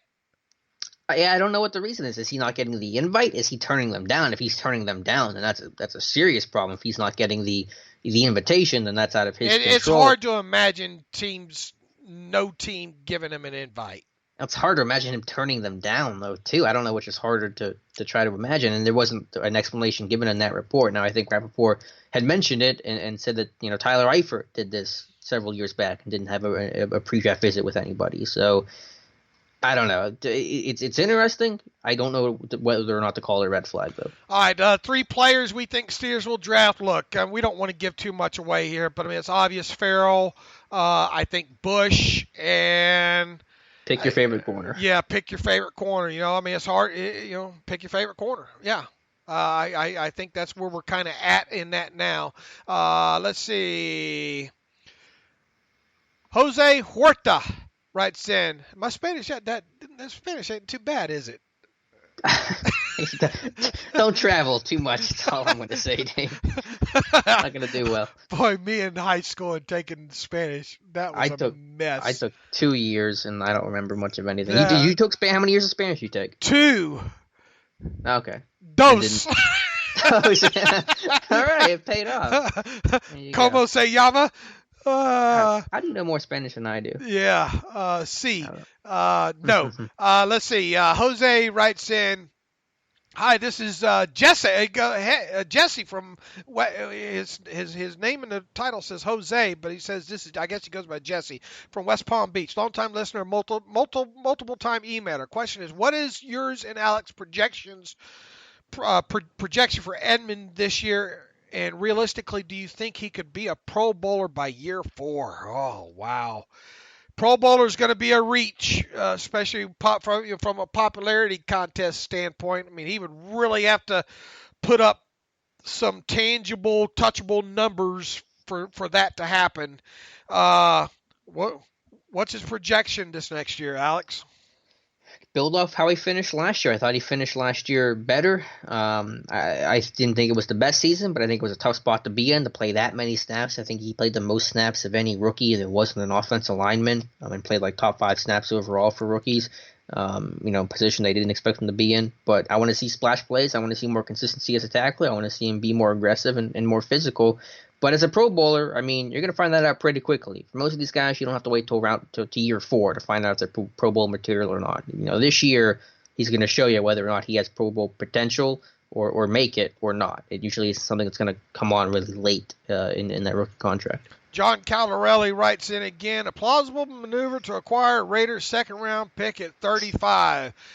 Hello, Brian and Alex. I apologize, this is lengthy, but stay with John. Is this a trade scenario? Oh, John? Yeah, John, look, I did not, my online reading skills, I did not go to the Alex Kozora School for kids that want to read good and do other things well. I went to public school, my friend. I didn't either. I went to Catholic school, even worse. Let's try to work with him here, Alex. As I mentioned before, the possibility of trading back in the first round remains. Naturally, the stars would have to be aligned perfectly, so this is not likely scenario. The purely for fun, highly speculative, but remains intriguing for draft enthusiasts. It's not that intriguing for us. Started with here, John. Once again, if the Steelers' first-round pick, 22nd selection, neither Devin middle linebacker remains, and no valued player for that pick is present. A trade back in the first round for a player of better value, only a few picks later, could be more plausible. A well-known working relationship between the Raiders, blah, blah, blah. Gruden, Mayock clearly open the line. The Steelers could currently have 10 draft picks, which blah, blah, blah. Let's get to the meat of this. I have discovered a more feasible approach to acquire a better quality pick in the second round, sacrificing draft capital, blah, blah. Look, John, this is getting way too deep here. Instead of John, don't take this personal. Do less time figuring out trade scenarios and use that time to turn on the tape. Mm-hmm. Yeah, I mean, anything's possible. And I get, you're talking about Oakland. What if they want to come up a little bit and you're getting, I'm assuming the scenario is like you're getting 27 and 35. Is that what he's suggesting here? Yeah. Whatever the picks Currently, are. the Raiders own first-round picks at 4, 24, and 27. This trade may have real value for you. He's way down in here, Alex. Yeah. John, you must be very analytical stats related. And I don't hate you for that, but man, we are climbing down wormholes that Alex and I want no part of. I will say this, is I do not expect this team to trade down. Not going to rule it out. I'm sure Colbert won't either when him and Tomlin talk on Monday, but when you have 10 picks, I don't think a trade down is likely. John, if they come anywhere close to what you just described in this email us again if it happens, so we can give you an attaboy for you calling it. Yep. From Kane Verscoren writes, hello, Dave and Alex. First, thank you for both contribution site. Incredibly diligent work you did. This has been the first year I've dived deep in the process, learned so much, heaps of content that you put out. You two are a wonderful example of how it's supposed to be done. Thank you once again for your hard work. Thank you. Okay, thanks, Kane. Secondly, the actual question for the podcast you guys talked about in previous podcasts. It's been dead silent regarding where and with whom the Steelers brass had dinner with this year. Do you perhaps agree that this is deliberate to better disguise their prime draft targets to lessen the risk of getting sniped by a rival team like last year in round 1, causing the Steelers to miss out on an inside linebacker? No, I don't. I just think that it just hasn't been reported. Steeler fans have not done their job of spotting Colbert and Tomlin in restaurants. Shame on you guys. And players are being a little bit more discreet on social media of, hey, take a picture of us while we're eating ribs. Yeah, just not deliberate, just unlucky. For a team that tweets out their pre-draft visitors, I don't think they're being too cagey about it in general. But we know all 30 pre-draft visitors, and Dave and I have done some really hard work on the Pro Day tracker. I think we have 88 or 89 schools tracked this year, so some good phenomenal job by you on that, by the way. Hey, all of us here, and readers too. The Houston Pro Day, I didn't discover that. Somebody just sent that to me and said, "Hey, Colbert's here," so it's been a collaborative effort. But so we have good supplemental information to help us out with the pre-draft process. But yeah, it does suck. I would love to know some of those Pro Day dinners. Bobby Price writes in, hey, Dave and Alex, long-time listener, second-time emailer, first time on the air, question mark. Okay, you're on, Bobby. I get it's in in full-on draft mode right now, but wondering if you guys have given any thought to the possibility Colbert and the Steelers dip back into the free agency pool to address the roster construction post-draft. I get it's difficult to predict without knowing what holes to be filled with draft talent, but based on current needs, what names position make the most sense in your minds? Perhaps a Max Williams at tight end or Shane Ray, Nick Perry to bolster depleted outside linebacker depth chart. Thanks for your work you guys put in each day, providing the best Steelers coverage out there. You're welcome. Thank you for that, Bobby.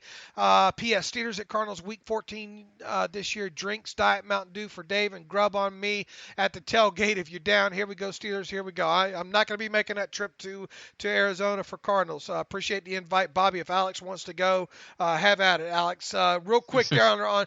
Look, yeah, I mean, after the draft is over, it won't be surprising to see them maybe dip in to fill any holes. I think Max Williams is a name you named out there that would be a possibility if a tie. Look, there's not going to be high dollar guys. All these guys are going to be the 1 year minimum salary benefit guys, one would think at this point. Shane Ray, Nick Perry as edge guys. The bad thing about it at this point in his career, Nick Perry's probably not going to give you too much as a special teams guy, and really has Shane Ray been all that from a special teams standpoint? I would probably, from just a rawness and youth aspect, go with Shane Ray over Nick Perry for a special teams aspect, and with the idea that he's probably not going to stick, and really Max Williams from that aspect as well too. And look, if they don't get a cornerback or something that they'd like for some reason that doesn't shake out, that guy named Cody Sensabaugh is still out there.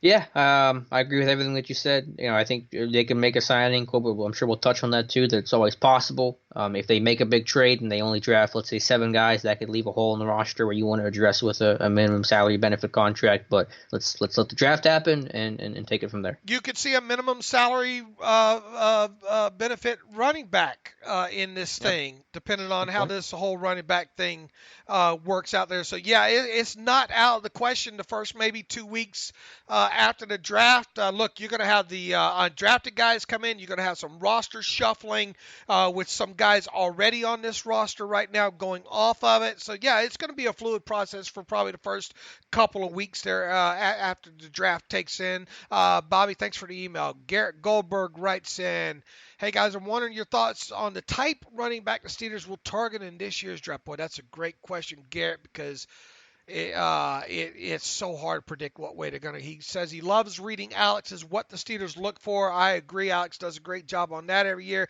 and just got through the running back article. I'm wondering if they will really side with history again, like Alex's study seems to suggest, with a big back, sub 4, 6'5", 40, 5'10", etc., and take someone like Alex Barnes and Benny Snell, or could they change the pace guy like James Williams or Darwin Thompson that would give them something different that they already have in the running back room? Thanks, guys. Love the podcast and draft. Garrett, I wish I had a better answer for you than where I'm at with this running back class right now. Maybe Alex does. I wish I did too. The only people who can answer that are in that Steelers, war room right now, and unfortunately we're not a part of that. So history says they're going to go with a big back, so that's why I look at Alex Barnes, look at LJ Scott, I look at Benny Snell. Those are really good names to point out. But if it was me, I would go with Hill.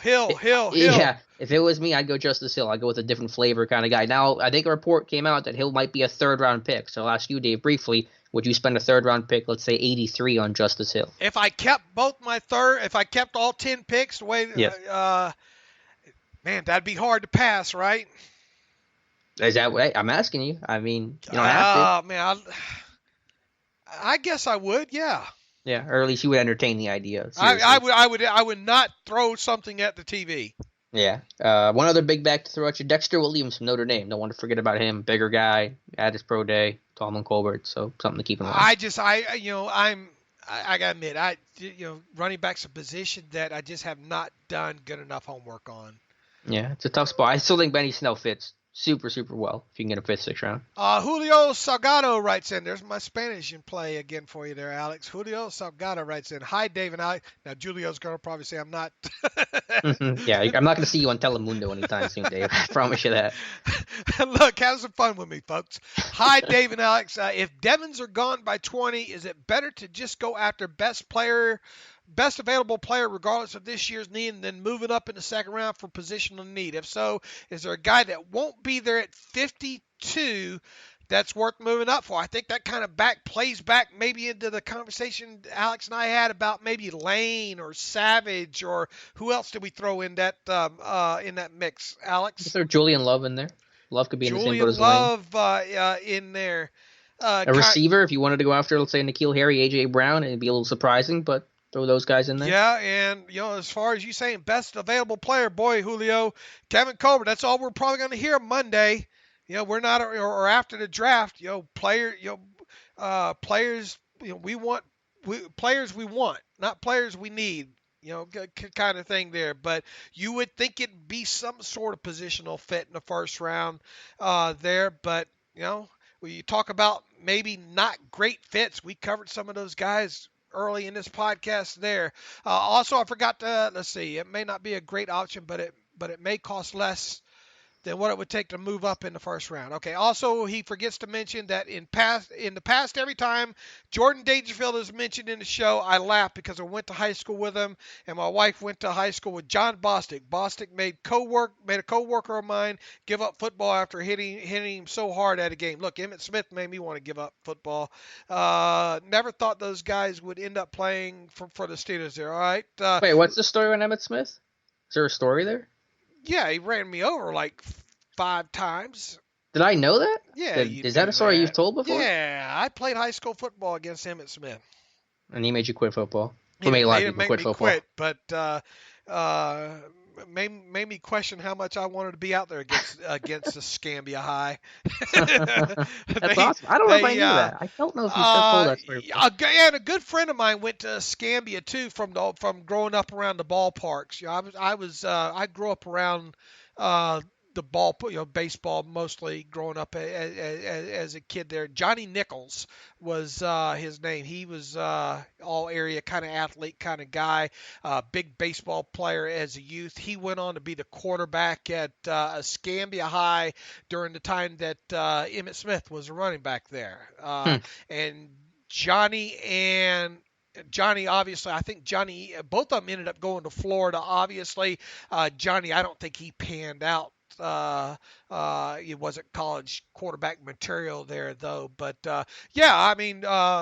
Emmett, Bellevue, football and on up through there. Yeah, I knew all about – I was no stranger to – Emmitt Smith was a full-grown man by the time he was in high school. Beard, you just wondered, what the hell am I doing out there when he'd go? He ran for like 200 and something yards and like 5 touchdowns. We were a much smaller school than Escambia was, so having to play them, we knew what we were in for there.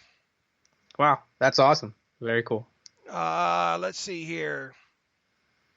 Paul Brown writes in, Dave and Alex, I love the show and follow you both on Twitter. I saw Dave wanted some questions, so here we go. Hypothetical. We're in the hypothetical. The Steelers are dead set on drafting a wide receiver. We'll leave out which round to appease those who are in the he won't be their guys. And Marquise Brown is the best available. Do you see the Steelers not selecting Hollywood Brown based on the fallout with AB? Meaning the Steelers believe he is the best wide receiver available, but they'd rather take a lower quality of play wide receiver than a possible headache. Love the podcast. Quit apologizing for the length. We would take a 12-hour show if you would fill it. Don't tempt us. Don't tempt me from doing that. Draft day, after the draft starts, we're going to be a 3-hour show, I'm afraid. Look, I don't think anything that happened with Antonio Brown plays into the. You don't like already the guy has Hollywood Brown moniker. They're two. How many of us are like our cousins? Right. Yeah, I don't see it being an issue. I think his size is going to be the much bigger issue in the conversation. That's the biggest issue. They've never drafted a receiver that small before, and beaten press and those kind of things. And he said himself, now it's a political answer, but a good answer, he said he'd love to play with Big Ben. So if him being related to AB, not going to be an issue. I just think, how much his character play into it? I don't know. Maybe I don't think just because he was. I think maybe some of his character that may or may not have bled over from Antonio Brown's career. Maybe that has something to do. But I'm not going to sit here and say they've taken Marquise Brown off their board because he's Antonio Brown's cousin. No, I don't. Right. I don't think they've gone there. But boy, you look at that. He was an explosive player, though. You want to talk about the guy that can get you 40 yards in a hurry? It's him. And his foot seems healed, so that's positive sign on the medical rechecks. One last one here, I think, Alex, from Restano. Daryl Restano, pronounced Ray Stano. I know you like phonetic spelling. I do love phonetic spelling. Hey, guys, long-time listener, really enjoy the podcast. Love to get my Steeler updates every week during my exercise routine. I wish I had I walk some, but I wish I had a better exercise routine. Make it happen. You can do it. Yeah, I believe in you. Yeah. First time email, would like your thoughts on Marcus Allen. Do you think he's ready to make the second-year leap and make a significant contribution this year as safety? Thanks and keep up the good work. Look, if they draft another safety this year, going to push it's going to be a tough road for Marcus Allen. Hard to put all the eggs in the Marcus Allen basket. That's my Easter reference for the episode. He can come in and compete, but I want to bring in other guys. And, Allen played so little last year, barely played on special teams. For me, I think his steps got to become that standout special teamer before we talk about anything beyond that. And I don't think he should be the guy. I think you have to have some really healthy competition there with a relatively high draft pick. All right, from Nate Contra, like the video game or the scandal during the Reagan administration. Hey, look, he did good. He hit both of our errors there. You played Contra, didn't you? No, because I wasn't born in okay. Was 1950. Okay, well, maybe that video game's more in my. I didn't play Contra, but I do remember the scandal during I was a Game Boy Color, Game Boy Advance, and then PS2. Boy, that was me. Go to hell, Alex. Hi, Dave and Alex. Thank you for all your hard work on the website and the podcast. Your content is the most consistent and reliable on the web. Thank you for that, Nate. I will not even entertain news on any other site until I visit yours first. Thank you for that. That means a lot. I'm up to date on all your draft coverage and seeing numerous national sports outlet journalists mock Byron Murphy to the Steelers with the overall 20th pick. If Murphy is the best player available at 20, I would be happy with the selection. However, I just saw a major sports outlet journalist predict that the Steelers will trade up to get Murphy. The same journalist also had Devin Bush still available and mocked him to the Ravens. I was dumbfounded when I saw this and need to know if this journalist doesn't know what he's talking about or if I'm missing something. I know Dave is not huge on Murphy, but if you guys had to advocate for Murphy, what would your argument be for trading up to get him? I don't know who this. Look, I gotta be honest with you. There's only a few guys that I find myself at this part of the process thinking I've watched more tape than half these guys out here, and I still lack in my tape watching time. And I think Alex probably watches more tape than I do, so I would trust Alex more than I trust most of these guys out there. So I don't know about all that of who said what when it comes to Murphy, but I will tell you this. I'm not trading up for Murphy. I'm not either. Now, if you wanted to make the case, you would say young guy, athletic, productive, versatile, good hitter, good character. I mean, all the things we've talked about with him. But I'm not trading up for anyone but Devin Bush. Now, I guess I'm not going to rule out the possibility of Murphy being off the board before Bush. I don't think that's totally implausible. Unplausible. So that's why Spanish was an issue. The English was never. Look, you know what you get when you get. I know. I don't hide behind my lack of education. No, I understand. Yeah, I'm not going to guess anything on the corner. I don't know who's going. I don't know who the first corner is going to be. I don't know who the second corner is going to be. It's all up in the air. But I'm not trading up for Byron Murphy. Me either. Austin Hackett. Hey, guys, loved Dave T last week. Especially enjoyed him talking about my guy, Jermaine Pratt. I'm a North Carolina State alum, so likely biased, but he seems like a great option on day 2 if the Devons are gone by 20. Love any insight you have on Pratt. Don't believe he's been brought up in a pre-draft visit, and fairly sure Kevin Cole and Mike Tomlin were somewhere in Texas during the NCSU Pro Day. I think you came across somebody at that Pro Day, didn't you, Alex? I did. Finally, it took me forever to find a name, but it was area scout Mike Butler, so that's not a great sign. Not a lot of interest there. I wish they had more. That safety convert, good productivity, good athlete, tested well. I would love Jermaine Pratt if they showed interest to put him my mock at 52, but not fitting. But Drew Tranquil, like I said, former safety conversion guy, tested really well. The medical's an issue, but I could see him as a third-round selection. Does Rick? I know they have the whole. You know more about this than I do. The whole area scouts and all like that, and all. But does Rick Reprentice tend to show up all over the place? Let me look. Not West Coast. Only Bruner does West Coast stuff. Repriche has been at, as far as I'm aware, at Alabama State, Middle Tennessee State, Vanderbilt, Clemson, Georgia, Florida State, Ole Miss. So he's been basically a southern coastal kind of dude. Did you have Clemson in there? Yes. Do I have Clemson? Yes, he was at Clemson. Okay. I wonder if there's any kind of between like Bruner and Reprentice showing up at pro days and draft picks kind of thing. There's a stronger correlation to the pro personnel guys, Brandon Hunt, Phil Kreidler, like the big players and the coordinators. But area scouts are Mike Butler's East area scout, Dan Colbert's more central, Mark Gorsuch's South, Mark Bruner is West area. Who is someone that like Brandon Hunt? Is he one that will show up all over the place? Yeah, I'll look at where he's been this year. Again, a lot of these guys are more central eastern, but Hunt was possibly at Arkansas. Oklahoma State, Buffalo, Akron, maybe Iowa State, Maryland, and that's what I have. So all over the place, but again, you're looking more Mississippi and East. All right, and one of those draft shows on ESPN that profiles the players, which is really nicely done. I don't know if you've caught any of those. I haven't. Alex, personal sides of the story, and they follow around like Devin White and Kilharry and who's the Mississippi wide receiver, the speedster Metcalf, and all like that. In an upcoming episode, I don't know when it airs, so people check your local listings. I know they're at. I know they showed Devin White and his pro day process, and I know they showed a clip of Kevin Colbert and Mike Tomlin at that pro day there, and kind of the teaser there. So maybe that'll be worth checking out there. All right, are we at the 2-hour mark yet?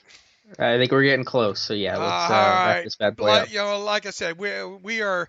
It's a great day to be alive. It's a great day to be us. We're just so blessed to be able to sit here and do this and talk about this for nearly 2 hours here. All right, as Alex said, we're going to have a show on Tuesday. Mike Tomlin and Kevin Colbert, I believe, are going to meet the media on Monday, so we'll recap their pre-draft press conference. We'll get into some more of this pre-draft talk on Tuesday. Obviously, the draft begins on Thursday. We'll have a show that morning, bright and early up for you to listen to pre-draft. We'll be back with you on Friday and probably Saturday and maybe even Sunday as well. So a busy time right now. You can follow me on Twitter at Steelers Depot. You can follow Alex Kozora on Twitter at Alex_Kozora. Follow the show at Terrible Podcast. Email the show, theterriblepodcast@gmail.com. Hey, if we worked hard during this pre-draft process, you want to donate to the cause, go to SteelersDepot.com, hit that donate button, upper right navigational bar, and that'll take you to PayPal, where you can make a donation for our efforts here. And also, if you want a ad-free version of SteelersDepot.com, go to the site and hit ad-free button, upper right navigational bar. Alex, good job today. Really, I enjoy these things immensely. Happy Good Friday to everybody. Happy weekend, everybody. And as always, thanks for listening to the Terrible Podcast with Dave and Alex.